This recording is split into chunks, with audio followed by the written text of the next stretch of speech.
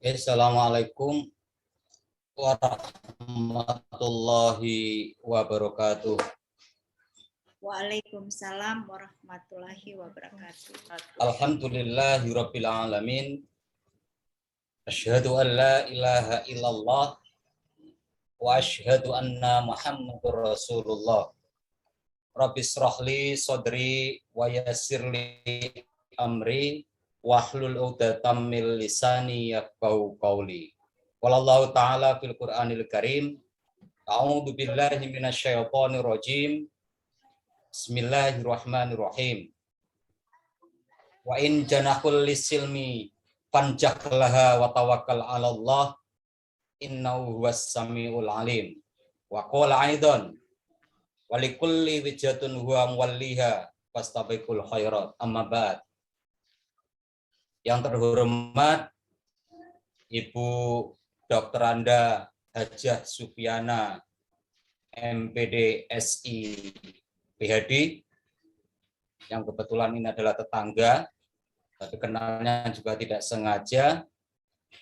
Terima kasih atas undangannya, Bu.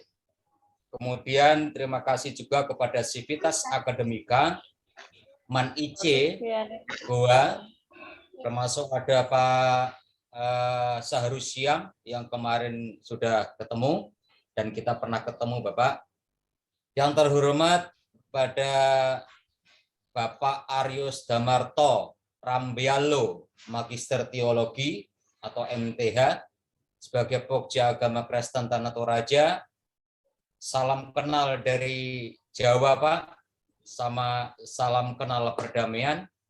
Marilah kita sama-sama menyebarkan nilai-nilai moderasi, yang mana nilai-nilai ini sama-sama didengungkan dan diluhurkan oleh semua agama, baik Islam, Hindu, Buddha, Konghucu, dan masyarakat lainnya.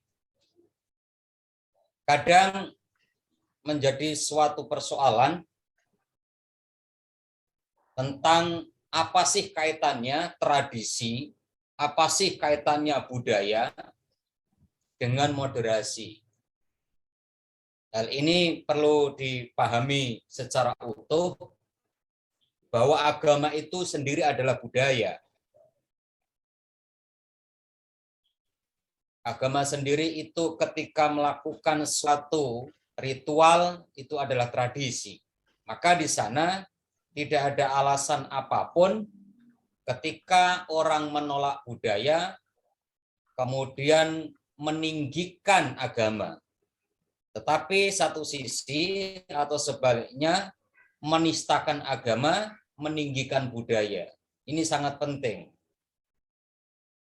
Kalau kita memahami tentang moderasi beragama, maka mau tidak mau kita harus menyinggung tentang perspektif sosiologi.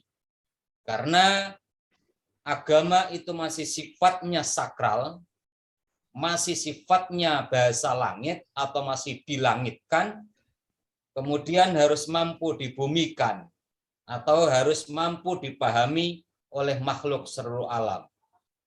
Maka pada kesempatan yang berbahagia ini, izinkan saya berbagi ilmu, kita belajar bareng-bareng, karena saya yakin saya juga belum pintar.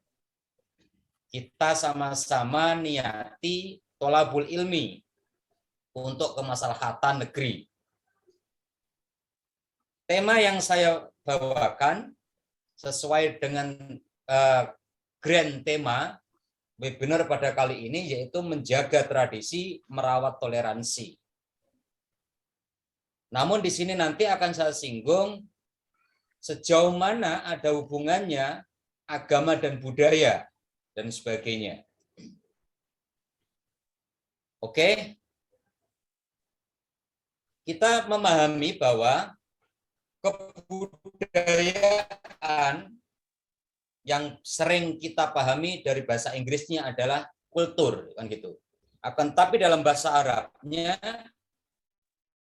karena ini adalah man insan cendekia, minimal ya akan saya memberikan sesuatu istilah yang mungkin akan bermanfaat, yaitu kalau bahasa Arab kemudian adalah saqofa. Bahwa yang harus kita sadari, budaya atau tradisi itu tidak hadir dengan sendirinya. Budaya itu adalah suatu hasil rasa, cipta, dan karsa. Yang mana setiap karya cipta dan rasa, setiap manusia itu berangkatnya berbeda. Setiap manusia sudut pandangnya berbeda. Oleh karena itu, menjadi lucu kalau ya di mana suatu kebudayaan di daerah atau bahkan di negeri ini harus disamakan. Karena kebudayaan itu akan menjadi suatu hasanah tersendiri yang berangkat dari rasa, cipta, dan karsa tadi.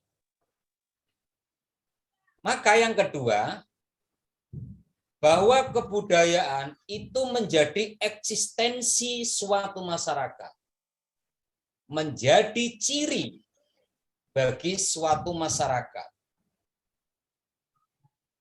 Saya contohkan misal, ketika Bu Supiana asli Jogja, tiba-tiba harus ke gua, saya yakin bahasanya saya berbeda, pasti itu. Apalagi budayanya itu sangat berbeda. Maka ketika ada orang ingin menseragamkan budaya, maka secara tidak langsung dia meruntuhkan eksistensi suatu masyarakat tertentu. Karena tidak hanya di Indonesia, bahwa agama pun juga memiliki corak tersendiri-sendiri dan memiliki budaya sendiri-sendiri. Budaya dalam agama seperti bagaimana Islam melakukan ritualitas itu adalah tradisi. Tidak mungkin akan disamakan dengan Nasrani. Begitu pula sebaliknya, ritual tradisi agama Nasrani tidak mungkin harus disamakan dengan ritual tradisi umat Islam atau agama Islam. Maka dengan begitu, kita harus mampu menjadikan budaya itu sebagai konseptual, bisa dijadikan sebagai konstruksi dalam melakukan tafsir dan analisis. Jangan berlaku oportunis, jangan berlaku primordial ketika engkau tidak mau disikapi oportunis oleh orang lain. Ini kajian sosiologi, saya yakin untuk siswa-siswa atau guru sosiologi ini mungkin sudah dibahas. Ini adalah di kelas 10 semester 2. Oleh karena itu, budaya atau kebudayaan adalah sesungguhnya diadakan atau diciptakan dalam rangka untuk mempertahankan hidupnya. Dengan kebudayaan manusia mampu mengaktualisasikan dirinya sebagai khalifatu fil ardh. Ini sudut pandang saya yang saya ambil dari beberapa referensi. Karena tugas manusia itu adalah menciptakan atau memelihara apa yang telah diamanatkan Tuhan. Ketika kita saling menghormati, kita saling sapa, ketika ketemu, itu pun adalah tugas khalifah. Itu juga adalah kebudayaan. Oleh karena itu, kita sangat paham dan yakin, dan bahkan di luar kepala, Indonesia itu terdiri dari beberapa pulau, dari beberapa agama dan kepercayaan, dari beberapa suku bangsa dan bahasa. Namun, jangan jadikan ini sebagai awal untuk al-ismi wal udwan, untuk bercerai-berai. Akan tetapi ini seharusnya menjadi hasanah untuk menyatu, hasanah untuk saling menghormati, hasanah untuk memperkuat negeri. Sehingga di sana ketika hadis Nabi juga menerangkan seperti yang telah Bapak, Ibu, dan Saudara lihat di slide, la tabaghadu wa la tahassadu wa la tadabbaru wa kunu ibadallahi ikhwana.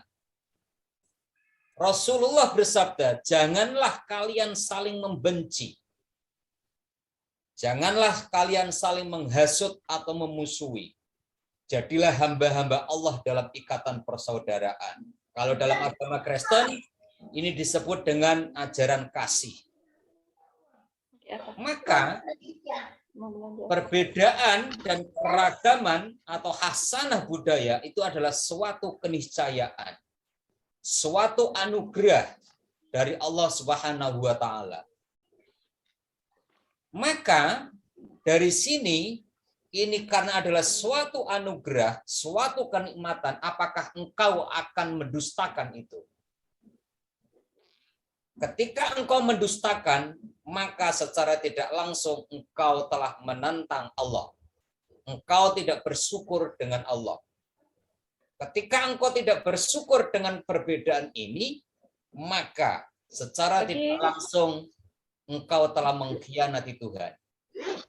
Ini sangat penting untuk kita harapkan dalam budaya.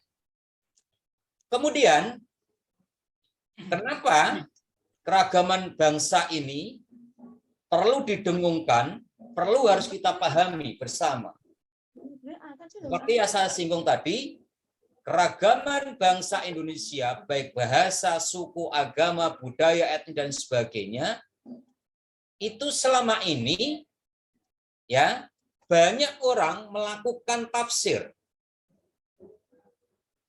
Karena banyak keragaman tafsir, sehingga banyak yang mengklaim budayanya paling baik. Atau terus klaim. Namun yang menjadi aneh, tafsirnya itu mendasarkan tafsir birro'yi. Tafsir atas kemauannya sendiri. Bukan atas dasar-dasar yang objektif, tetapi subjektif. Ini yang harus kita hindari. Maka ketika tafsir kebenaran itu mendasarkan birro'yi atau mendasarkan pada akal penafsir itu sendiri, pasti akan menimbulkan suatu konflik. Ketika sudah menimbulkan suatu konflik, maka akan terjadi beberapa akibat, yaitu pergeseran tatanan nilai sosial bangsa. Orang Jawa merasa paling hebat, Makassar tidak ada apa-apanya. Atau dibalik, ini tidak bisa. Karena kebudayaan itu adalah memiliki nilai luhur. Yang kedua, menjadi kekeringan nilai spiritual. Karena Allah, kalau masih ingat, atau mungkin ingat, bahwa Allah menciptakan manusia, ada laki-laki dan perempuan, itu diciptakan secara berbangsa-bangsa. Ada Goa, ada Bone, ada Palu, dan sebagainya. Tujuannya hanya satu, kata Allah. Lita'arofu. Untuk saling kenal mengenal. Coba kalau dunia ini semua perempuan, atau semua laki-laki, yang terjadi bisa juga seperti umat Nabi Lut, adalah adanya homoseksual. Ini. Maka itu sangat ditentang. Ketika terjadi kekeringan nilai spiritual, maka merasa agamanya paling baik. Ya. Yang pertama itu, ketika kekeringan nilai spiritual, maka dia justru tidak akan memahami esensi agama secara sempurna. Yang ketiga, konflik segresi atau pemisahan. Pemisahan di sini mungkin ya bisa terjadi ingin pecah dari Indonesia, ingin pecah dari Makassar, misal Goa, ingin menjadi provinsi sendiri karena merasa yaitu Goa itu adalah kerajaan yang memang memiliki peranan yang sangat luar biasa untuk negeri ini. Yang selanjutnya adalah memunculkan individu yang ekstrim. Ini yang harus kita hindari. Dari sinilah ketika ragam tafsir kebenaran yang bersifat subjektif harus dihindari. Oleh karena itu, yang bisa kita lakukan adalah bersikap toleransi, baik terhadap agama maupun terhadap budaya. Baik secara individu maupun kelompok ataupun bernegara. Dengan demikian, apa sih pentingnya toleransi dilakukan? Ya, bahkan didengungkan setiap saat dan bahkan diharapkan bisa dibumikan di negeri ini. Toleransi itu adalah menghargai, membolehkan, dan seterusnya. Menurut definisi KBBI. Sedangkan menurut Majelis Ulama Indonesia atau MUI, yaitu menghormati dan menghargai antar kelompok atau individu dan seterusnya. Inilah dengan ya membolehkan kebiasaan, kepercayaan, pendapat, pendirian sendiri itu sah. Misal saya contohkan, ketika saya dengan Bu Supiana itu berbeda pendapat dan dia kekeh dengan pendapatnya sendiri, itu sah. Yang tidak boleh adalah kita memaksakan kepada orang lain. Kita boleh ekstrim, tapi pada diri kita sendiri. Jangan mendoktrin kepada orang lain. Kita boleh fundamentalis, tetapi untuk diri kita, jangan untuk orang lain. Karena apa? Manusia itu bukanlah tabula rasa. Semua memiliki keunikan dan karakteristik masing-masing. Semua memiliki kemampuan yang berbeda. Gitu. Sebagaimana diterangkan oleh Allah tadi sudah saya singgung, yang bunyinya ya ayyuhan nasu inna khalaqnakum min dzakari wa unsa wa ja'alnakum syu'uban wa qabaila lita'arafu inna akramakum indallahi atqakum innallaha alimun khabir. Ini bahwa manusia diciptakan itu ada laki-laki dan perempuan dengan syu'uban wa qabail, yaitu dengan berpencar-pencar supaya lita'arafu, sampai saling mengenal. Inna akramakum indallahi atqakum. Tidak ada orang yang mulia di sisi Allah kecuali takwanya. Di sini, ketika engkau merasa hebat, itu nonsen. Ketika engkau misal tidak ada kasus apapun, sampai mencari kesalahan-kesalahan orang lain, itu justru malah menjadi fitnah. Ya, menjadi fitnah yang besar. Kalau sudah menjadi fitnah, maka itu yang terjadi adalah saling bermusuhan. Bahkan bisa saling membunuh. Sebagaimana yang terjadi ketika dalam sejarah Islam, yaitu adanya Khawarij, adanya Mu'tazilah, ada Qadariyah, dan sebagainya. Ini sebenarnya berangkat dari fitnah. Ya, sampai mengkafirkan, mentakfiri, dan sebagainya. Sehingga dari sini, maka ada mengatakan, al-fitnatu asyaddu minal qatl. Bahwa fitnah itu lebih kejam daripada pembunuhan. Nah, ini. Jadi jangan mencari salah orang lain, atau mencari, apalagi mencari-cari. Nah, kata mencari-mencari, itu berarti kan tidak ada sesuatu untuk diada-adakan. Ini yang harus dihindari. Maka ketika ada orang seperti itu, secara tidak langsung dia adalah bukan Islam yang baik, bukan manusia yang baik. Maka dari sini apa yang harus kita lakukan?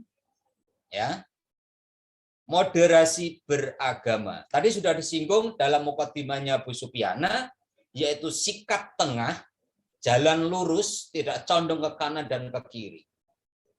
Moderasi beragama adalah cara pandang, sikap, dan perilaku. Selalu mengambil posisi di tengah-tengah, selalu bertindak adil, berimbang, selaras, ya, berkelinden, setara, dan tidak ekstrim dalam praktek beragama. Jangan dipahami ini adalah praktek beragama itu adalah hanya terbatas ibadah mahdhah. Jangan dibatasi hanya sebatas ibadah wajib, akan tapi di sana adalah muamalahnya itu adalah juga praktek beribadah atau praktek dalam beragama. Mengapa demikian? Ini perlu saya tekankan bahwa Al-Quran itu yang membahas tentang akidah itu hanya 3,1%. Yang 96,9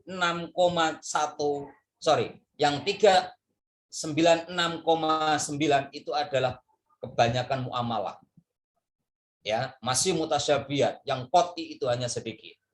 Ini perlu kita pahami bersama. Apalagi para generasi muda sebagai tampuk penerus pimpinan negeri ini. Terkait dengan moderasi beragama, dalam mukadimah saya tadi sudah saya singgung. A'udzubillahi minasyaitonirrajim. Bismillahirrahmanirrahim. Wa in janahu lis-silmi fanjahlaha wa tawakkal 'alallah innahu huwas-sami'ul 'alim. Allahu ya'lamu bimuradih. Tetapi jika mereka condong kepada perdamaian, maka terimalah dan bertakwalah kepada Allah. Sungguh Dia Maha mengetahui dan maha mendengar dan maha mengetahui. Ini penting. Jadi jangan dihalangi atau jangan ditolak ketika ada orang yang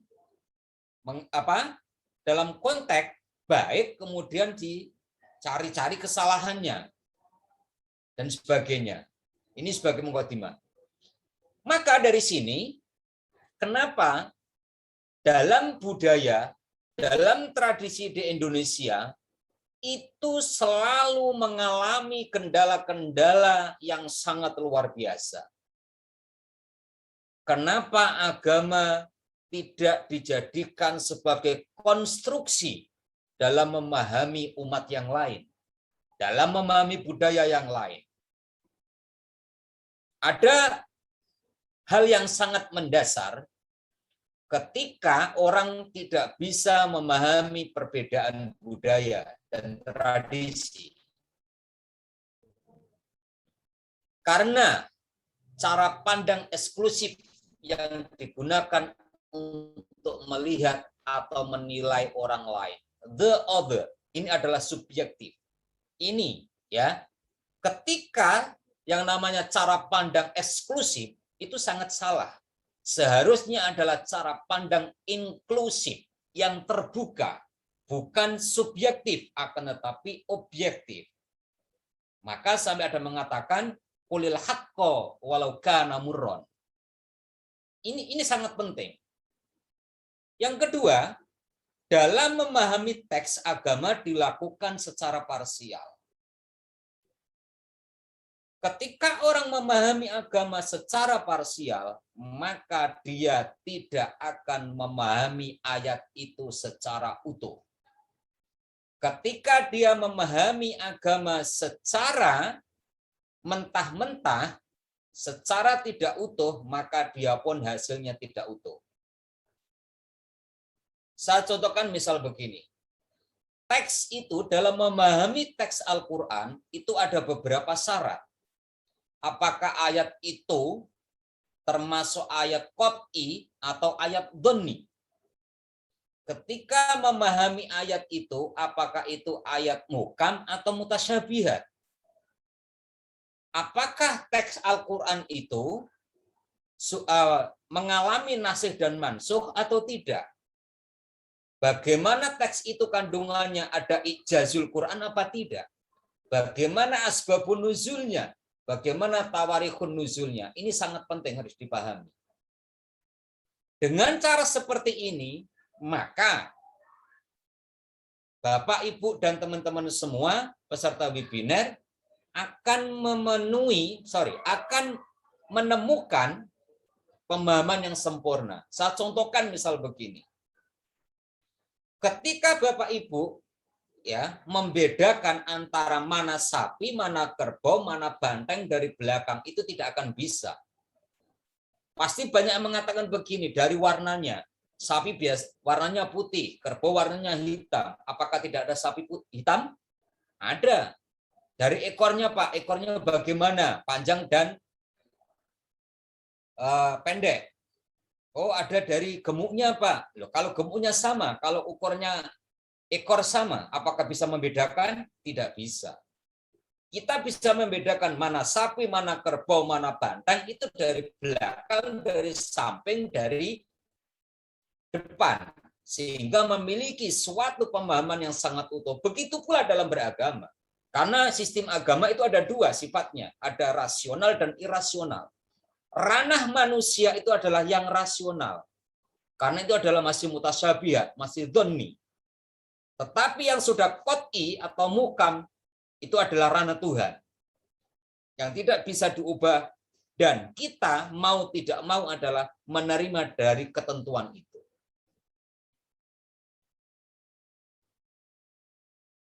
Ada beberapa tadi kenapa kendala atau perbedaan budaya tidak bisa dipahami, tidak bisa diterima oleh masyarakat secara keseluruhan.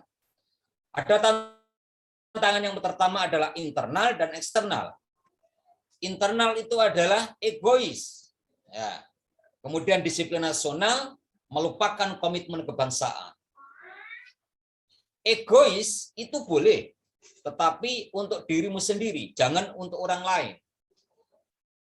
Tentang disiplin nasional, bahwa kita dalam sebagai rakyat itu memiliki hak dan kewajiban yang sama.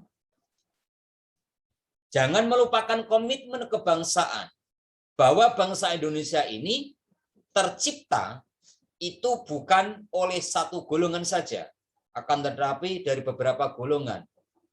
Bukan dari Makassar saja yang memiliki sumbangsi, Jawa pun punya, Irian pun punya, Sumatera juga punya, Aceh pun juga punya. Inilah namanya jangan melupakan komitmen kebangsaan. Karena keanekaragaman dalam bangsa ini adalah suatu keniscayaan. Yang kedua adalah globalisasi yang dari eksternal, yaitu adalah globalisasi.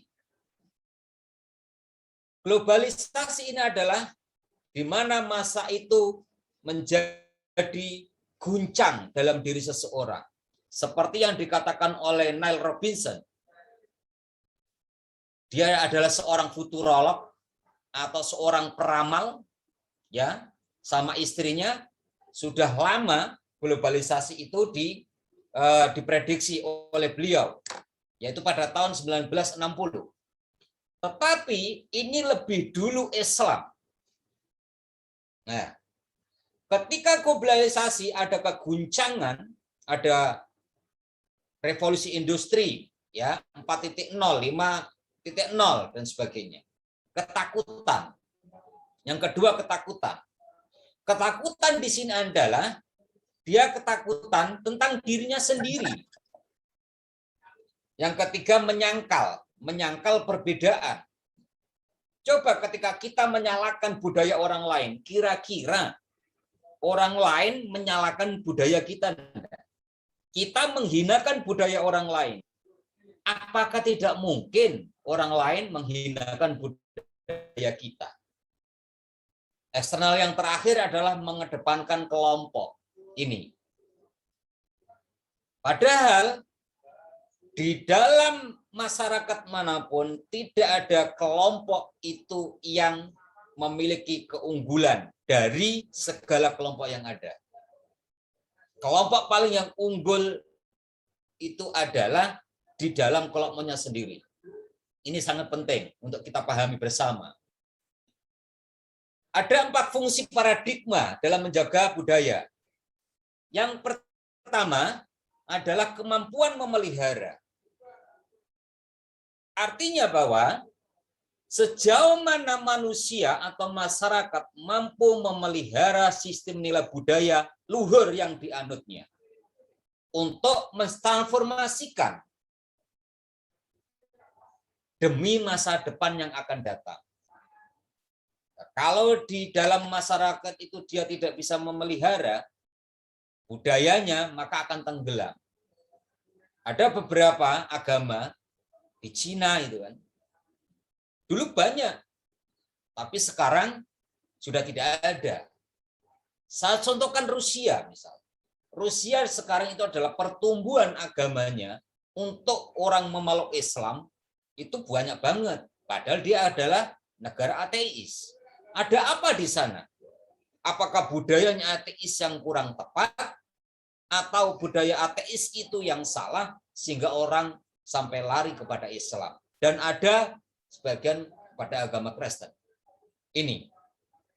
Yang kedua adalah kemampuan beradaptasi. Sejauh mana manusia mampu menyesuaikan diri dengan perubahan, serta memanfaatkan peluang yang timbul sehingga mampu menjadi unggul. Maka peluang itu bukan kita hanya diam, hanya menerima, akan tetapi peluang itu kita jemput. Yang mana kita bisa ambil manfaatnya dan hikmahnya. Maka dalam kaidah usul fikihnya yang dipegang teguh oleh NU itu adalah menjaga tradisi yang lama atau memegang tradisi yang lama yang baik dan mengambil tradisi baru yang lebih baik. Maka dari sini antara tradisi lama dan tradisi baru di era globalisasi itu mana yang nyambung, mana yang sinkron, mana yang sama-sama baik, kita ambil dan kita aktualisasikan. Yang ketiga adalah memahami fungsi. Sejauh mana manusia mampu memahami fungsi integrasi dari keanekaragaman. Kalau Bapak, Ibu, dan peserta webinar ini, itu tujuannya atau fungsi dari keanekaragaman itu memecah belah, misal, maka pasti nilainya jelek kepada orang lain. Sehingga membentuk suatu kekuatan sentripetal yang dapat menyatukan masyarakat. Sentripetal itu adalah lingkaran yang terus-menerus atau sering disebut dengan siklus. Ya. Sehingga budaya itu menjadi ikut mewarnai. Ketika hidup kita di masyarakat, budaya itu menjadi dasar, ya. Dan yang terakhir, fungsi paradigma itu adalah memiliki tujuan. Sejauh mana manusia memiliki tujuan bersama secara konsisten dan kontinu yang sesuai dengan dinamika masyarakat. Jadi ini sangat penting diberikan dan sangat penting untuk dijaga. Jangan hanya misal begini, ada suatu kebudayaan yang sifatnya itu sementara. Dalam kajian sosiologi, ada patembayan, dan sebagainya itu. Maka sebenarnya orang itu mendirikan suatu organisasi atau bisa satu ide di dalam budaya karena ada kecocokan. Karena memiliki visi dan tujuan yang sama. Tidak mungkin ketika orang mengakui budaya orang lain, visinya tidak sama, tidak mungkin. Inilah sangat penting. Jadi, menjaga budaya tidak bisa lepas dari fungsi paradigma ini. Yang selanjutnya adalah prinsip setiap manusia, ya, itu ada dua sebenarnya. Siapapun pasti ingin dirinya itu diakui. Kalau Bapak Ibu ingat teori Maslow, ada 5 kebutuhan, teori 5 kebutuhan. Ini salah satunya adalah pencapaian tertinggi bahwa manusia itu harus diakui sebagai manusia. Maka dengan pengakuan diri ini mampu menyatukan, ya. Dalam pelajaran bagi guru itu mata pelajaran yang lain yang memiliki kesamaan visi tentang moderasi beragama. Yang kedua kemudian ada legitimasi budaya. Bagaimana ada suatu produk pembelajaran, misal proses pembelajaran yang khusus dirancang dengan mata pelajaran moderasi beragama. Ini yang diharapkan tadi oleh Bu Supiana. Kedepannya akan mengadakan bagaimana mengintegrasikan nilai-nilai moderasi dalam kegiatan pembelajaran. Maka di sini untuk mampu mewujudkan kondisi ideal masyarakat, keanekaragaman itu tidak hanya sebatas diakui. Budaya tidak hanya sebatas diakui saja, tetapi harus diberi kesempatan dan ruang untuk mengembangkan diri dan mengaktualisasikan identitasnya dalam kesetaraan serta berkeadilan.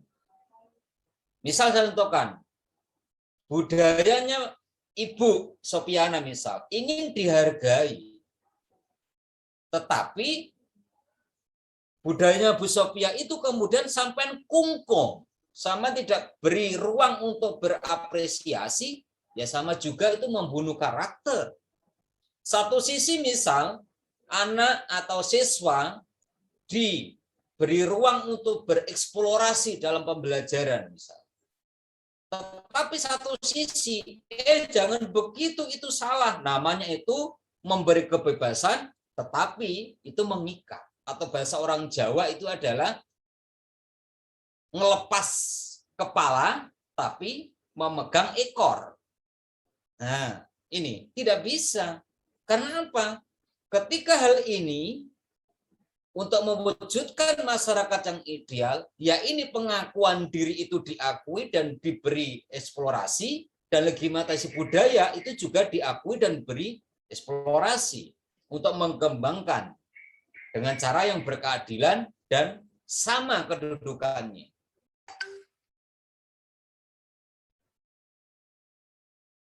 Kemudian ini bagaimana ya merawat toleransi dalam kehidupan masyarakat. Kita harus hati kita itu suci dulu. Jangan ada prasangka.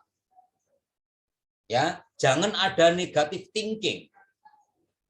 Kalau kita memiliki negatif thinking, maka pasti walaupun itu benar ya, bagi orang lain, pasti bagi kita atau bagi individu itu pasti salah.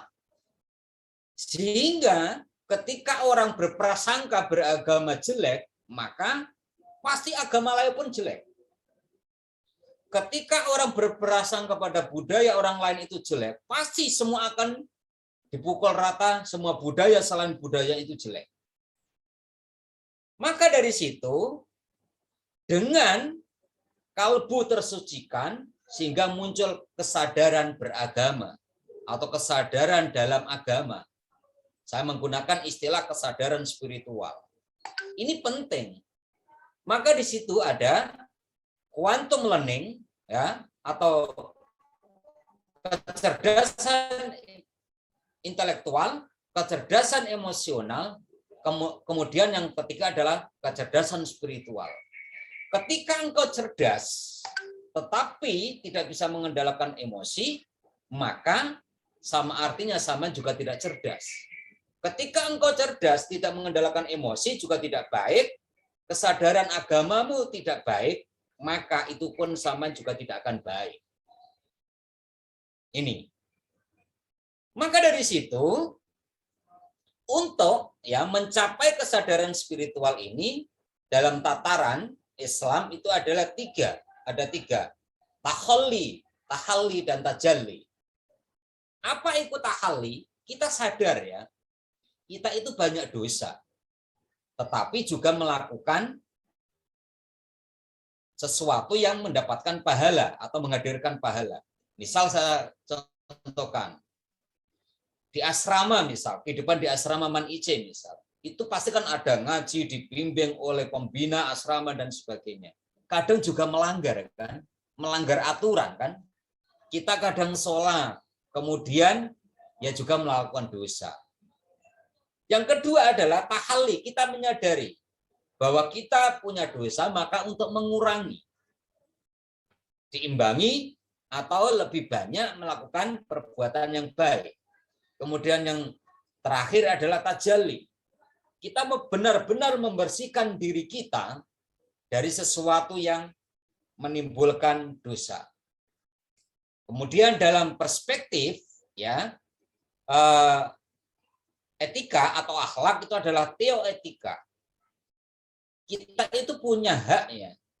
Ada hal-hal yang tidak boleh dilanggar oleh manusia kepada Tuhannya. Tidak boleh melanggar apa yang telah diperintahkan oleh Tuhan. Itu adalah namanya teoetika. Kita memiliki tanggung jawab kepada Tuhan. Yang kedua adalah psikoetika. Itu adalah kita memiliki tanggung jawab pada diri kita sendiri. Kita memiliki aturan untuk diri kita sendiri. Saya contohkan, ketika engkau tidak mau dihina, ya jangan menghina. Ketika engkau tidak mau dicuri barangmu, ya jangan mencuri. Ketika engkau tidak mau diusili oleh orang, ya jangan usil kepada orang. Ini. Yang terakhir adalah sosioetika. Kita sebagai manusia, sebagai anggota atau bagian dari masyarakat, punya etika sosial yang harus kita taati. Maka dalam bahasa sosiologi, manusia disebut sebagai human society, dalam bahasa PKN disebut dengan zon politikon, dalam konteks Islam disebut dengan khalifatul fil ard. Kita memiliki ya kewajiban yang harus kita taati, baik kepada Tuhan, kepada diri sendiri, dan kepada masyarakat. Maka dengan seperti itu, antara tahalli dan tajalli, teoetika, psikoetika, dan sosiologi etika, ini sampean masukkan ke dalam diri sampean. Masukkan pada diri Bapak Ibu dan saudara-saudara semua. Sehingga terjadi transformasi diri dalam diri. Dengan adanya transformasi diri itu, Bapak Ibu akan menjadi atau memiliki kesadaran diri yang baik. Yang mana ini berangkat dari historis, kesadaran spekulatif, dan kesadaran praktis. Apa maksudnya? Kita itu tidak bisa lepas dari masa lalu.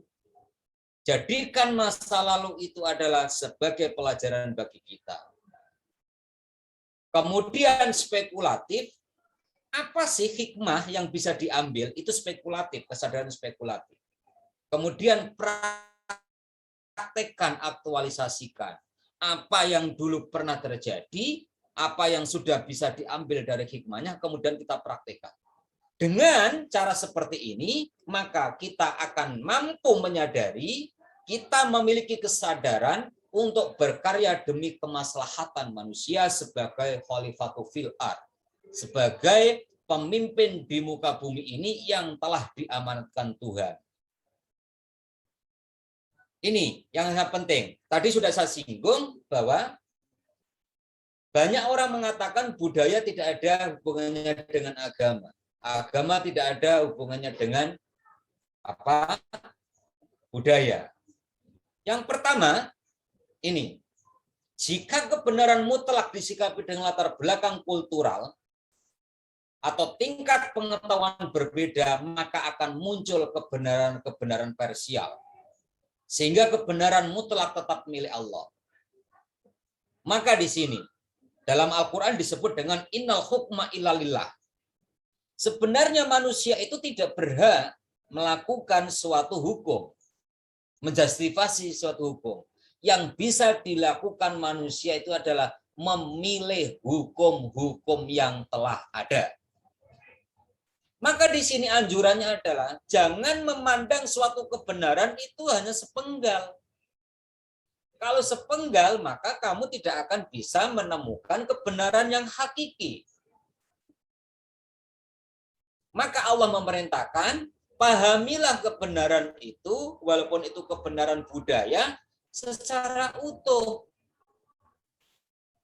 Yang kedua adalah perilaku individu dan sosial digerakkan oleh kekuatan hati tersucikan. Atau tadi yang saya singgung, kolbu tersucikan.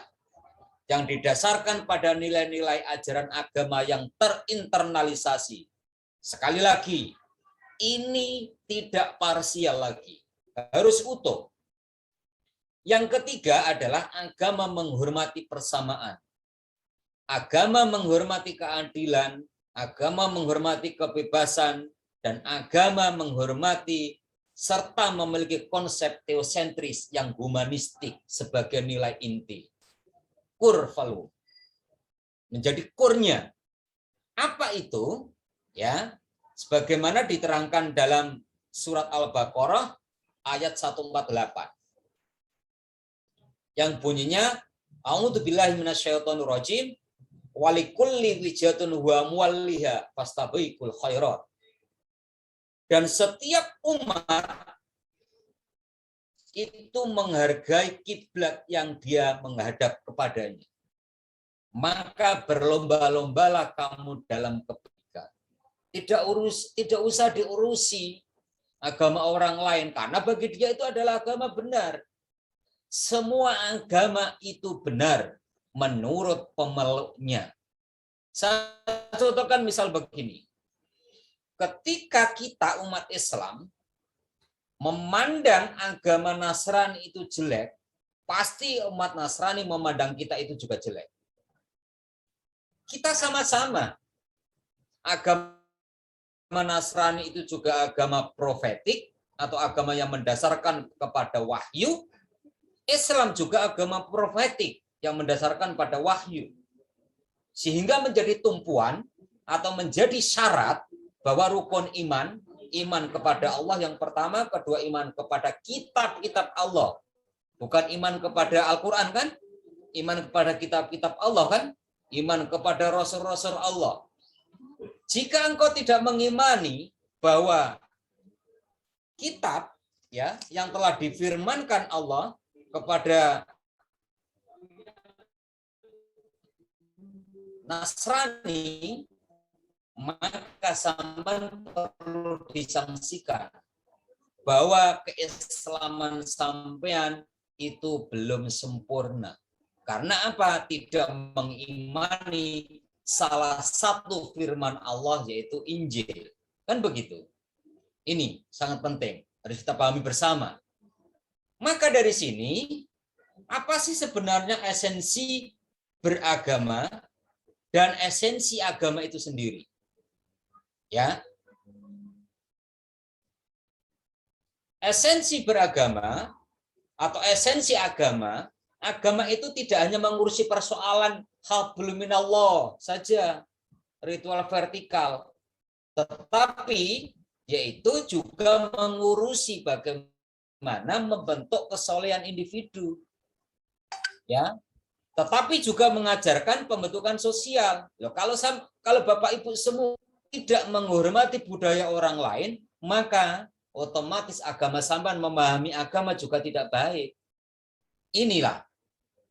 Kemudian beragama yang paling dicintai oleh Allah itu agama apa? Yaitu agama seperti yang sabdakan oleh Nabi, yaitu al-hanifiyah as-samhah, yaitu agama yang lurus, lagi toleran. Misal Islam, sholat luar biasa. Misal Kristen, mengikuti kebaktian luar biasa. Tapi jelek tidak menghormati budaya orang lain, tidak menghormati perbedaan orang lain. Itu berarti sampean belum memiliki nilai dalam beragama yang baik. Agama yang sampean praktekkan itu belum agama yang hanifiyah, yang samhah. Maka ketika orang bisa merawat budaya dan tradisi sama juga menjaga toleransi, akhirnya apa? Mampu mengapresiasikan unsur ketuhanan, mengkombinasikan itu ketuhanan dan kemanusiaan. Satu sisi Allah menganjurkan dan memerintahkan yang baik, kita harus baik pada manusia. Dan juga kita harus baik kepada Tuhan. Maka yang kedua adalah mengkombinasikan antara madiyah dan ruhiyah, material dan spiritual. Bukankah semua agama itu melarang hedonis? Ya, Islam pun juga mengajarkan kita tidak boleh hanya melulu akhirat, melupakan dunia. Kita tidak boleh melulu dunia, melupakan akhirat. Yang kita lafalkan dalam sitabari, Rabbana atina fid dunya hasanah wa fil akhirati hasanah wa qina adzabannar. Kemudian ada hadis Nabi, i'mal lidunyaka ka'annaka ta'isu abadan wa amal li akhirataka ka'annaka tamutu ghadan. Beramallah untuk duniamu seakan-akan engkau akan hidup selamanya, ya, dan beramallah untuk akhiratmu seakan-akan engkau akan mati besok. Ini di sosiologi juga diterangkan, larangan konsumerisme, larangan hedonis, dan sebagainya. Diterangkan di sosiologi kelas 10 semester 2. Ini juga diterangkan. Maka dari sini, ya, mampu menghubungkan antara wahyu dan akal. Wahyu sebagai konstruksi awal, sebagai dogma yang paling inti, akal itu sebagai penerjemah. Akal sebagai pemahaman atau memahami wahyu akal tadi yang sudah saya singgung. Ada yang qot'i, ada yang dhonni. Ya, ada yang muhkam, ada yang mutasabiyat. Maka dari situ akan ada Bapak, Ibu, dan teman-teman semuanya akan mampu membedakan mana ranah umum, mana ranah individu. Ya, mana ranah masyarakat, mana ranah kita selaku pribadi.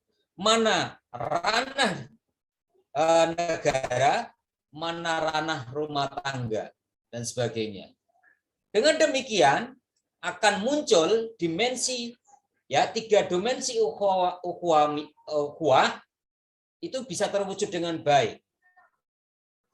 Baik ukhuwah Islamiyah, ukhuwah watoniyah, dan ukhuwah basariyah. Misal begini, kalau Bapak Ibu tidak bisa menghormati sesama muslim, ya, yang seagama, kok tidak bisa, ya minimal sampean bisa menghormati orang lain, budaya orang lain, itu mendasarkan pada ukhuwah watoniyah, yaitu dalam satu negara. Kok masih tidak bisa, minimal lah yang Bapak, Ibu, dan saudara-saudara kedepankan adalah ukhuwah insaniyah, yaitu mendasarkan pada nilai kemanusiaan. Kita sama-sama manusia, diciptakan oleh Tuhan. Kita sama-sama diciptakan oleh Tuhan dari sesuatu yang sama. Min turabin, min sulatin, min alaqatin. Ya kan? Kita dari debu, dari saripati tanah. Kita sama-sama punya dosa. Kita juga sama-sama diciptakan dari setetes air yang hina. Nah, ini maka akan menjadi damai dunia ini. Kita akan damai, masyarakat Goa, masyarakat Tanah Toraja, masyarakat Jogja, masyarakat Jawa, dan negeri ini akan menjadi damai. Kenapa bisa seperti itu? Karena sama-sama menyadari bahwa perbedaan adalah sunnatullah, sudah ketentuan Allah. Beda budaya itu juga ketentuan Allah, ya. Maka tidak ada yang paling unggul budayanya. Kemudian karena keanekaragaman adalah fitrah bangsa. Ada suku Makassar, ada suku Dayak, ada suku Jawa, dan itu